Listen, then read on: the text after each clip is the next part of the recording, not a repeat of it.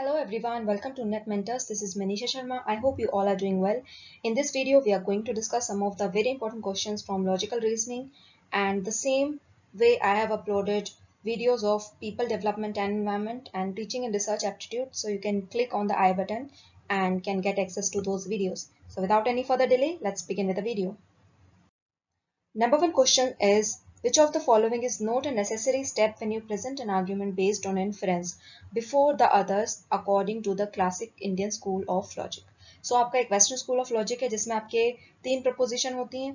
That is एक आपका major होता है प्रमाइस, एक मेजर प्रमाइस होता है, एक माइनर प्रमाइस होता है, and then your conclusion is there, right? तो इसमें आपका इंडियन स्कूल ऑफ लॉजिक जो है इसमें भी 5 स्टेप प्रोसेस होता है. तो उसमें से आपको बताना है कि कौन सा स्टेप जो है इंक्लूडेड नहीं है. तो इसमें हमारा जो करेक्ट आंसर होगा that will be your option number 2, उपमाना. आपके 5 स्टेप होता है. सबसे पहला होता है प्रतिज्ञा. जैसे एग्जांपल लें, there is fire in the mountain. So the first step is your first proposition, प्रतिज्ञा. Second, smoke is coming from there, हेतु, मिडिल टर्म जिसको बोलते हैं, सेकंड प्रोपोजिशन. थर्ड हो गया आपका उदाहरण, where there is smoke there is fire, कि जहाँ पे स्मोक होती है वहां पे फायर होती है, राइट? ये हमने उदाहरण ले लिया. And what it is the universal proposition that is proven through व्याप्ति. व्याप्ति को बोलते हैं हम basically invariable concomitance, right? Where one thing is always associated with the other, such as smoke and fire. तो जहाँ पे स्मोक होगी वहां पे फायर होगी ही होगी.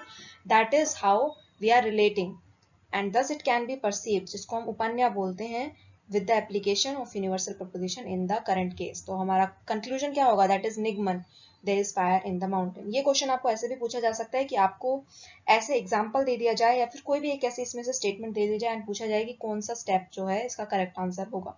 तो आपके काफी सारे क्वेश्चन बन सकते हैं. तो इसलिए हमारा करेक्ट ऑप्शन जो होगा दैट इज उपमाना. उपमाना कोई स्टेप नहीं होता है इसमें, सिर्फ प्रतिज्ञा, हेतु, उदाहरण, उपन्या एंड निगमन. I hope this is clear.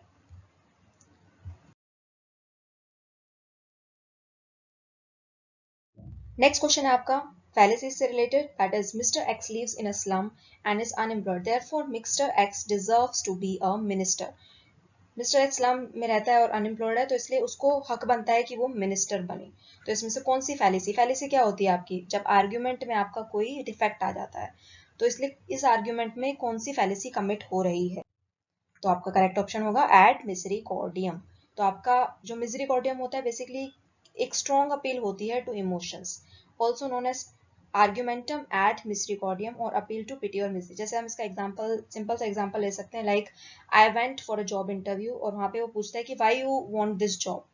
तो मैं बोलती हूँ कि मेरा फाइनेंशियल सपोर्ट नहीं है, मतलब अच्छा फैमिली का और बहुत सारी प्रॉब्लम्स चल रही हैं. Basically I go into that emotional state और मैं ये ना बोल के कि मेरा टैलेंट है, that I know I am perfect for this job and these things, मैं ये बोल रही हूँ कि because of the financial support, because there is a lack of financial stability in my family at this point, so that's the reason I want the job. तो basically एक पिटी, एक मिजरी, एक इमोशनल अपील जब होती है तो वहाँ पे आपका एड मिसरिकॉर्डियम यूज होता है. आई होप दिस इज क्लियर. इसी तरह आपकी जो सारी फैलेसीज हैं, अगर आप चाहते हैं कि मैं एक अलग वीडियो बनाऊँ इन पे, तो प्लीज आप कमेंट कीजिए. जितने ज्यादा कमेंट होंगे उसी के हिसाब से फिर मैं इस पे वीडियो बनाऊंगी. नेक्स्ट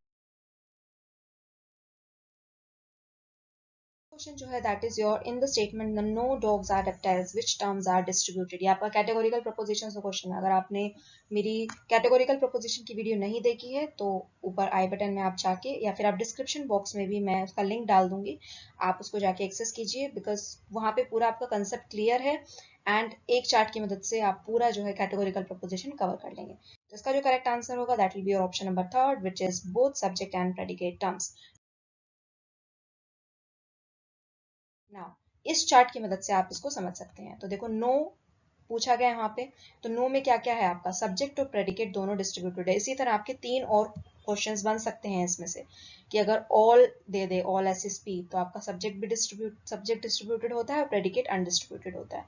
ऐसे ही आपका सम दे सकता है एंड सम नोट दे सकता है. तो आप इसका स्क्रीनशॉट ले लीजिए एंड अगर आपको फिर भी समझ नहीं आता है तो आप एक बार प्रीवियस वीडियो को जाके देख लीजिए. नेक्स्ट क्वेश्चन है आपका, consider the following with reference to Indian school of logic. तो आपको स्टेटमेंट बतानी है करेक्ट कौन सी है इसमें इंडियन स्कूल ऑफ लॉजिक से. तो is it related to the form of argument only? Yes, this is correct, very well true. It is related to the content of the argument only? ये भी ठीक है. It is related to the perceptual knowledge alone? No. And it is related to presenting alone और चीज alone. देखो alone की बात है और एक ओनली की बात है, तो जहाँ पे हमारा फॉर्म जरूरी होता है, फॉर्म नहीं होगा आर्ग्यूमेंट में, स्ट्रक्चर नहीं होगा तो फैलेसीज आएंगी। फैलेसीज तो खैर अकर होती हैं अगर कोई भी हमारा जो मिडल टर्म होता है उसमें कुछ हमारी जो डिस्टर्बेंसेस आ जाती हैं, राइट। तो इसलिए ये करेक्ट है and it is related to the content of the argument only. तो इसलिए आपका जो करेक्ट ऑप्शन होगा it will be option number third, that is both A and B.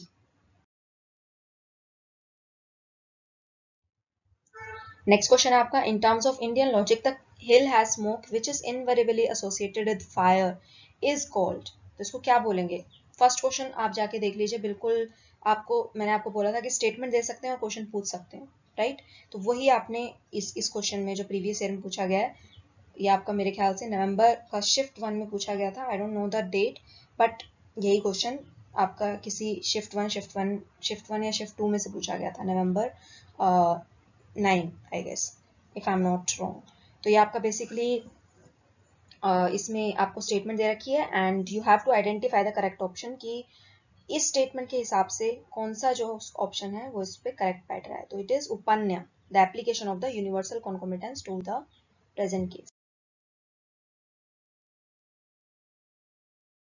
So your option number third is correct. इसी तरह आपको जो है बाकी जो चार हैं, निगमन, उपन्या के बाद क्या आता है आपका, निगमन आता है ना, कंक्लूजन जिसको बोलते हैं। तो ये निगमन भी पूछ सकते हैं कि निगमन की statement they the and you उससे पूछ लेगी कि इसको क्या बोलते हैं, कौन सा टर्म यूज होता है इसमें, राइट। नेक्स्ट क्वेश्चन है आपका, identify the features of Aristotelian syllogism from the following. तो आपको इसमें से फीचर्स बताने हैं एरिस्टोटेलियन सिलोजिज्म का। तो it is deductive, inductive and formal material. Inductive and मतलब डिडक्टिव एंड फॉर्मल है। Major and minor term stand apart in the premises, और it is verbalistic, verbal form is not the essence of inference.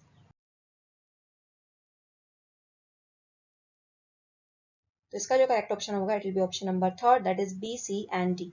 Now देखिए, ये आपका classic example है syllogism का जो Aristotle ने दिया था कि तीन आपकी प्रोपोजिशन है, that is all man are mortal. हमने कह दिया सोक्रेट एक मैन है, तो therefore Socrates is mortal. General premises, that is specific, deductive logic use हो रहा है इसमें, राइट, डिडक्टिव रीजनिंग।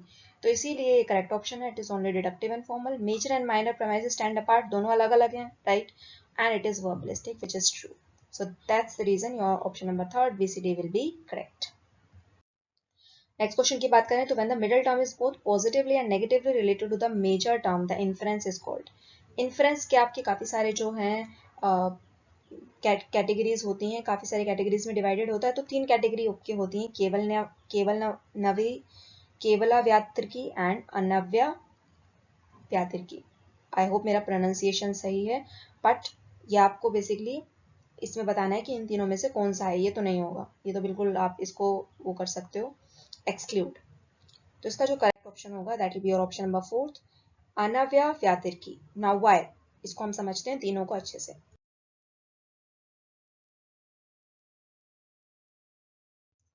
देखो आपकी तीन जो टाइप्स होती हैं, अगर हम अनाव्या व्यातिर्की की बात करें तो when the middle term is an inference is both positively and negatively related to the major term, तो इसीलिए हम उसको अनाव्या व्यातिर्की बोलते हैं। तो इसका क्या मतलब होता है कि इन इसमें जो व्याप्ति होती है, जो यूनिवर्सल रिलेशन होता है हेतु, which is the middle term, and the साध्या in respect of both their presence and absence. ये बिल्कुल आपको अच्छे से करना है। जहाँ पे बोथ प्रेजेंस एंड अब्सेंस में आपका हेतु एंड साध्या का रिलेशन होता है, उसको हम, हेतु एंड साध्या क्या है, साध्या आपका मेजर टर्म, पक्ष क्या होता है आपका माइनर टर्म। तीन आपके टर्म होते हैं, मेजर, माइनर एंड मिडल। हेतु आपका मिडल, साध्या आपका मेजर एंड पक्ष आपका माइनर टर्म। तो इसका एग्जांपल जैसे all smoky objects are fiery, तो हिल स्मोकी है, तो what we concluded, the hill is fiery. Okay, तो अगर हम केवल नव्यायिक इन्फ्रेंस की बात करें तो वहां पे व्याप्ति होती है between the middle term and the major term, which is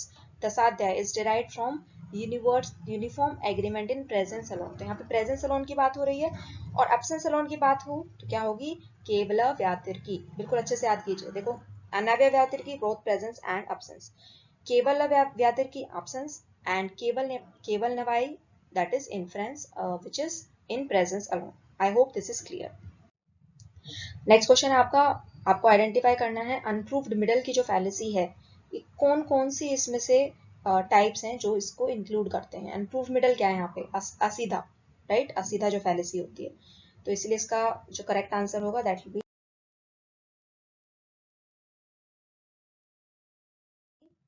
option number 1, A, B and C. Now let's understand how we arrived at this correct option.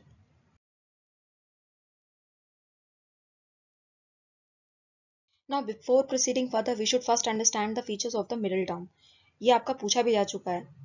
Basically आपको 4-5 जो है पॉइंट्स दे दिए थे और उसमें से पूछा था कि मिडिल टर्म का कौन सा इसमें से फीचर है या कौन सा इसमें से फीचर नहीं है। Both of these type of question can be asked. So middle term जो है उसके क्या क्या फीचर्स होते हैं। सबसे पहले it must be present in the minor term, right, जिसको हम बोलते हैं पक्ष धर्मता, that is smoke must be present in the hill. It must be present in all the positive instances in which the major term is present, like smoke must be present in the kitchen where fire exists, and what we call this sapaksh sattva, right, and it must be absent in all negative instances. positive instance में जहाँ पे major term present होगा वहाँ पे it will be there your middle term, and अगर absent होगा तो it will be absent, right. तो absent को क्या बोलेंगे हम, विपक्ष सत्व। and it must be incompatible with the minor term, that is it must not prove the coolness of the fire, और if it must मतलब इसको प्रूव नहीं करना है कि फायर जो है दैट इज कूल ना, हाउ इट कैन बी, तो उसी को हम बोलेंगे अबदिता। And it must be qualified by the absence of counteracting reasons which lead to contradictory conclusion, that is the fact of being caused should not be used to prove the eternity of sound, अविरुद्ध जिसको बोलते हैं, like contradictory conclusions जो होते हैं ना, when हमारी जो reasons हैं they are having the counteracting reasons जिसको हम बोलते हैं, तो इसीलिए उसको हम बोलेंगे अविरुद्ध। And it should be qualified by the absence of the counteracting reasons which lead to contradictory conclusion.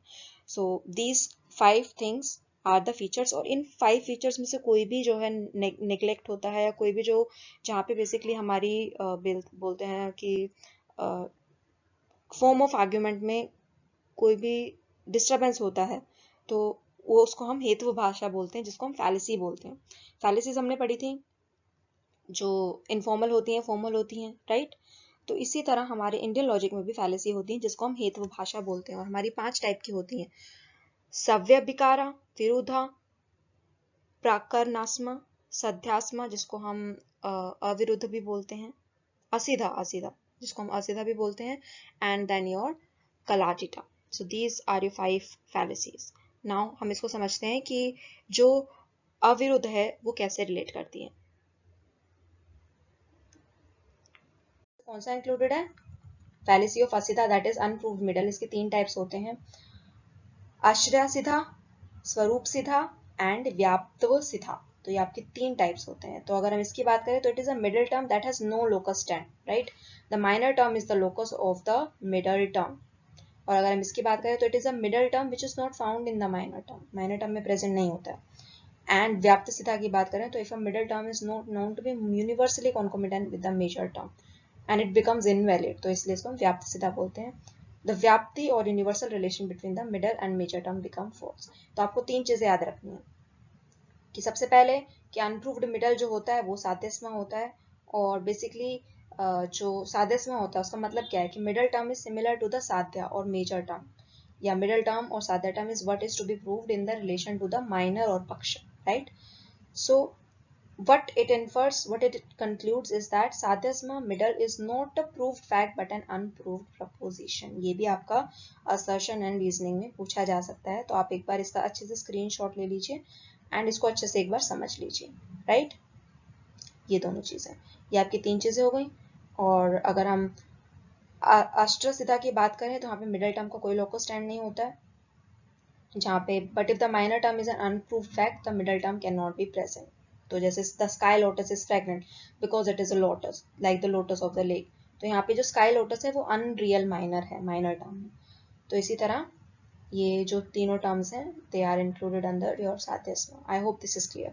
ये थोड़े से टिपिकल हैं समझने में बिकॉज काफ़ी सारे इसके जो टर्मिनोलॉजीज हैं, एक तो बोलने में भी काफ़ी the pronunciation is not correct, even my pronunciation might not be correct, so it happens, but आपको एग्जाम क्लियर करना है, so for that you should understand and you should इतना ज़्यादा देखो, पहले तो क्या था कि आपको अनप्रूव मिडल दे दिया और पूछ लिया कि इसका जो है किससे रिलेटेड है, सिर्फ यही पूछ लिया आपसे, तो आपको बताना है कि साध्यस्मा से रिलेटेड है। साध्यस्मा बोलते हैं अनप्रूव मिडल को, असीधा या फिर fallacy of असीधा।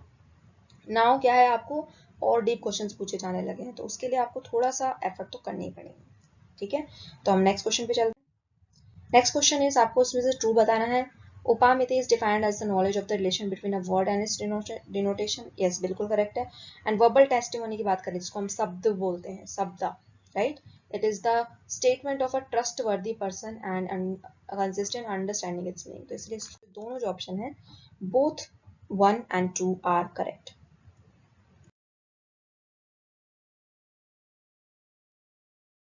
So these were some of the most important questions from logical reasoning that I took, and ये जो है आपके सारे जो भी क्वेश्चंस हैं, मैंने सारे प्रीवियस ईयर क्वेश्चन से ही लिए हैं, और इसी तरह आपके जो हैं क्वेश्चंस आने वाले हैं, राइट। तो इसमें ऑलमोस्ट आपका 30 to 40% जो है इंडियन लॉजिक का काफ़ी कवर हो गया है। तो अगर आपको लगता है कि ऐसी मेरे को और वीडियोज़ लानी चाहिए तो please feel free to comment, और सजेशंस भी दे सकते हैं आप अपने कि मैं और किस टॉपिक पे वीडियो बनाऊँ। And if you like this video then please share कीजिए, लाइक कीजिए, सब्सक्राइब कीजिए अगर अब तक सब्सक्राइब नहीं किया है आपने। And thank you so much for watching this video. Take care, stay safe.